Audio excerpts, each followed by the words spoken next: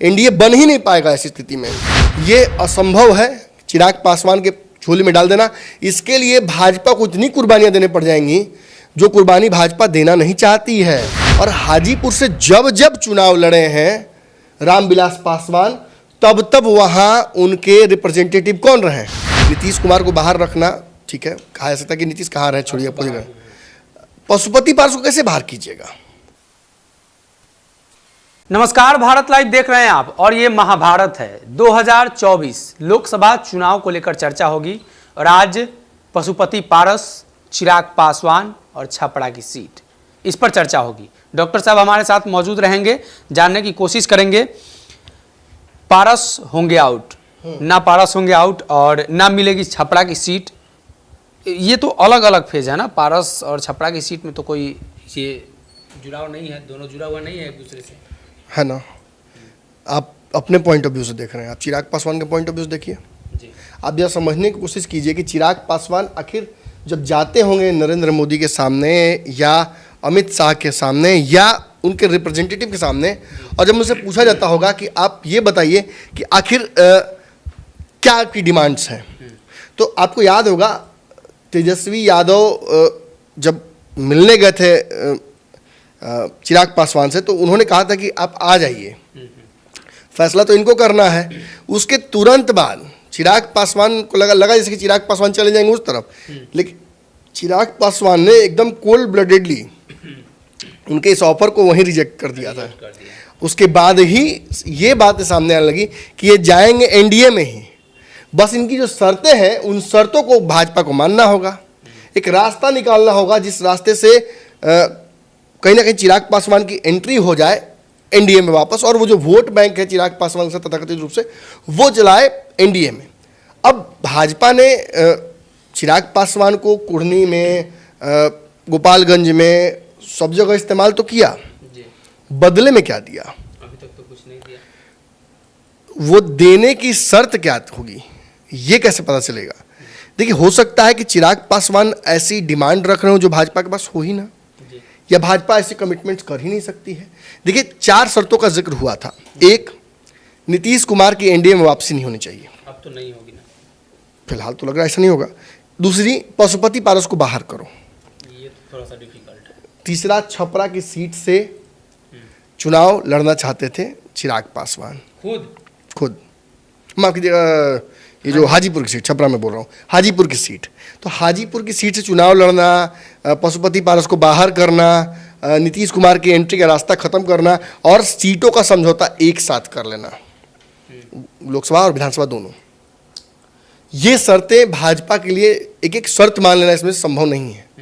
नीतीश कुमार को बाहर रखना ठीक है, कहा जा सकता है कि नीतीश कहाँ रहे, छोड़िए पूरी रहे। पशुपति पारस को कैसे बाहर कीजिएगा? केंद्रीय मंत्री हैं, 5 सांसद हैं उनके, उन सांसदों को कैसे आप बाहर कर सकते हैं? आप देखिए कि जिस वक्त ये चर्चा चली कि बाहर कर दिया जाएगा सांसद, भाग जाएंगे सांसद, महबूब अली कैसे जा रहे हैं आरजेडी में, ये वहाँ जा रहे हैं, उस वक्त ही उठाकर सारे सांसदों को लेकर पहुँच जाते हैं नरेंद्र मोदी के सामने कि ये लीजिए, ये सारे सांसद हैं, पूछ लीजिए कौन कहाँ जा रहा है। अब इससे बेहतर क्या रिजल्ट दिया सकता है? निश्चित तौर पर एक ऑब्लिगेशन मोरल भी हो जाता है नरेंद्र मोदी को कि वो कहे कि पशुपति पारस को कि नहीं, निश्चित रहिए, आप हैं हमारे साथ और आपके सांसदों को टिकट मिलेगा। तो ऐसे में जो सीट है, जिन सीटों पर ये सांसद जीत कर आए हुए हैं, उन सीटों पर से उनको हटाना कैसे संभव है? ये कमिटमेंट भाजपा कैसे कर लेगी? असंभव है।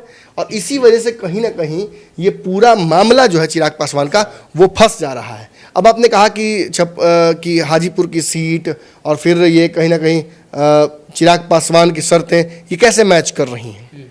देखिए, चिराग पासवान के प्रदेश अध्यक्ष ने एक बयान दिया, उस बयान में उन्होंने लगभग समझाने की कोशिश की थी कि कैसे चिराग पासवान वहाँ से आकर हाजीपुर में चुनाव लड़ेंगे और कैसे हाजीपुर में उनका हक बनता है। हाजीपुर में उनका हक कैसे बनता है? हाजीपुर में अब तक चुनावी रणनीति किसने बनाई? हाजीपुर में अब तक क्षेत्र रक्षण किसने किया? हाजीपुर से जब चुनाव लड़े, जब तब तो मुझे लगता है राजनीतिक समझ भी शायद चिराग पासवान को नहीं होगी। हाजीपुर की बात छोड़ दीजिए, जब रामविलास पासवान उत्तराधिकारी बनाए हैं तो पारस को ही बनाए हैं, मतलब राजनीतिक, वही मैं कह रहा हूँ। अलौली की सीट, अन्य जगहों की बात बिल्कुल, कर लें। और हाजीपुर से जब जब चुनाव लड़े हैं रामविलास पासवान, तब तब वहां उनके रिप्रेजेंटेटिव कौन रहे हैं? उस भाई को रखते थे वो अपने साथ, पशुपति पारस को जिम्मेदारी दी गई थी कि वो वहां के रिप्रेजेंटेटिव के तौर पर एमपी के वहां रहें और वहां के लोगों की समस्याएं कुछ होती है तो वो वहीं पहुंचाएंगे। और इसी वजह से इस सीट पर जिम्मेवारी जो है, चूंकि 20-25 साल से लगातार वहां वो काम करते रहे, जब नहीं भी थे तब भी तो अपने बड़े भाई के लिए करते थे, तो इस सीट पर चिराग पासवान का दावा नहीं बनता है। निश्चित तौर पर इस सीट पर आने को लेकर चिराग पासवान की मंशा क्या हो सकती है, ये बहुत सिंपल है। जिस तरीके से चिराग पासवान के पीछे सुमित सिंह लग गए हैं, अशोक चौधरी को उस जगह भेजा जा रहा है। जमुई की वो सीट काफ़ी हॉट सीट हो गई है, वहाँ से चिराग पासवान का निकल पाना बहुत मुश्किल होता जा रहा है। अगर चिराग पासवान जीतते भी हैं तो बहुत मार्जिन जो है वो बहुत कम होगा, और ऐसी स्थिति में मुझे नहीं लगता कि चिराग पासवान ऐसा रिस्क लेना चाहेंगे, क्योंकि सारी राजनीति उनकी इसी पर टिकी हुई है। उन्होंने अपने सामने देखा कि पप्पू यादव कैसे एमपी थे, उनकी पत्नी एमपी थी, एक ही बार दोनों जब हारे तो राजनीति उनकी लगभग समाप्त सी कर दी गई बिहार में। हालांकि पप्पू यादव बहुत पॉपुलर नेताओं में से हैं और बहुत ज़्यादा जनता के बीच रहते हैं, लेकिन राजनीति उनकी सिलसिलेवार तरीके से कमज़ोर की गई ना। एक बार एमपी जब हटे तो अब देखिए अब उनका मकान तक खाली करने की बात चल रही है। तो ऐसी स्थिति में चिराग पासवान के लिए एक सेफ सीट खोजना अभी फिलहाल लोजपा के लिए लोजपा जो रामविलास पास है उसकी सबसे बड़ी जिम्मेवारी है। और इसी जिम्मेवारी के तहत प्रदेश अध्यक्ष राजू तिवारी हों या कोई भी प्रवक्ता हों, वो जब बयान देते हैं तो वो बहुत सेफली बयान देते हैं। देखिए ये भी इशारा नहीं करना चाहते हैं कि चिराग पासवान असहज हैं जमुई से लड़ने में, और ये भी कहना है कि उन्हें दावा हमारा हाजीपुर में है। तो कहीं ना कहीं हाजीपुर का दावा तो निरस्त हो जाता है। भाजपा ऐसी गलती नहीं करेगी मेरे हिसाब से। मुझे लगता है कि भाजपा जो कमिटमेंट जैसा था पशुपति पारस के साथ वो वैसे ही रखेगी। पशुपति पारस इस वक्त बहुत महत्वपूर्ण है। हाँ, ये जरूर कहूँगा कि पशुपति पारस कितना वोट लेकर आएंगे जो दलितों का है, ये बार बार क्वेश्चन खड़ा हो जाता है, क्योंकि चिराग पासवान लगातार घूम रहे हैं, एक भीड़ नज़र आ रही है, भाजपा उनको भाव भी दे रही है, जहाँ देना चाहिए वहाँ नहीं दे रही है, लेकिन मंचों पर दे रही है। फिर मंच से ही आह्वान ये कर दिया जाता है कि हमारे साथ अब चिराग पासवान है।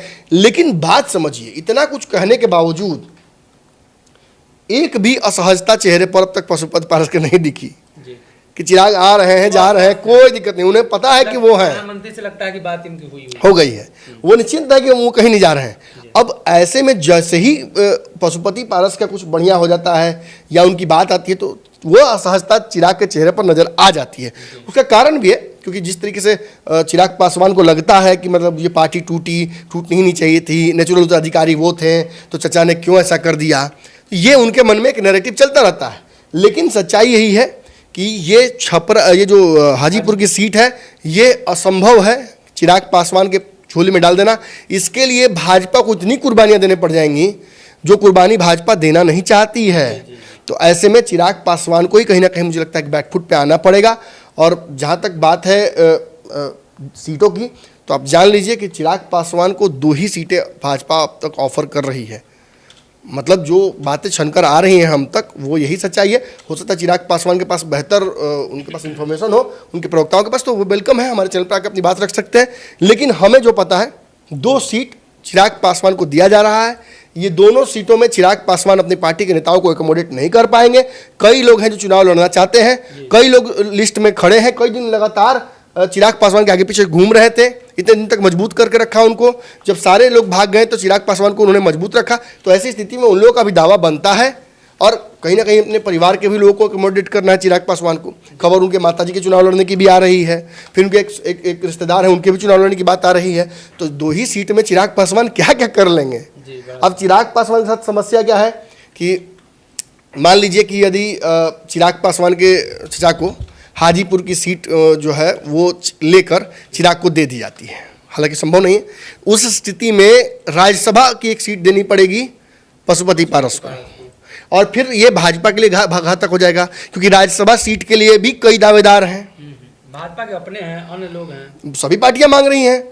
अरे मांझी जी हैं दावेदार, उपेंद्र कुशवाहा है, आरसीपी हैं, किसको किसको दीजिएगा? मुकेश सहनी भी मांग रहे राज्यसभा की एक सीट, तो कहाँ कहाँ एडजस्ट कीजिएगा? भाजपा के लिए बहुत मुश्किल हो जाएगा, एनडीए बन ही नहीं पाएगा ऐसी स्थिति में। तो कहीं ना कहीं ये समझते हुए जो हाजीपुर की सीट है उसे छोड़कर हो सकता है चिराग पासवान को ही एक राज्यसभा की सीट दे दी जाए कि इनकी माताजी चली जाए। यही एक अंडरस्टैंडिंग हो सकता है, इसके अलावा कोई अंडरस्टैंडिंग चिराग पासवान के साथ भाजपा का बनता नजर नहीं आ रहा दूर दूर तक।